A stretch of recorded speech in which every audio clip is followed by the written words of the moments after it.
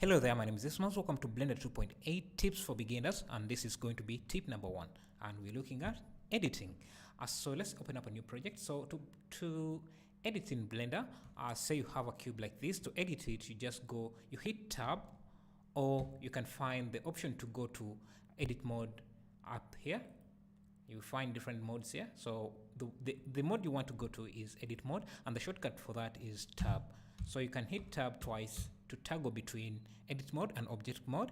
So you go to edit mode and you have these points here, and you can use them. If you select the move tool here, you can move any of those vertices in any direction you want to create a 3D shape of your choice.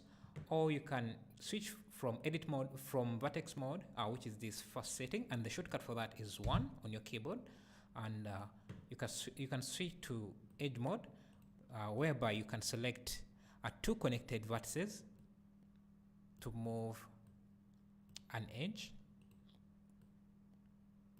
and the shortcut for that is 2 on your keyboard.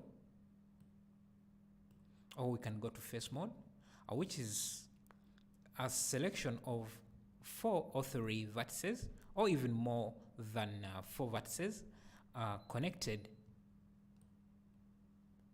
You can move that around.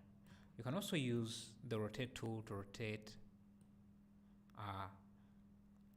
a face, or to rotate an edge. You can't really rotate a vertex.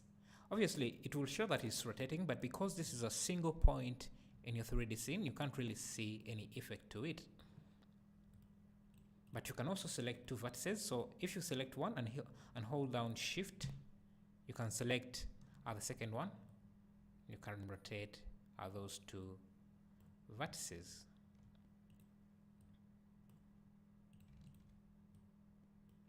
Remember, the shortcuts are 1 for vertex mode, 2 for edge mode, 3 for face mode.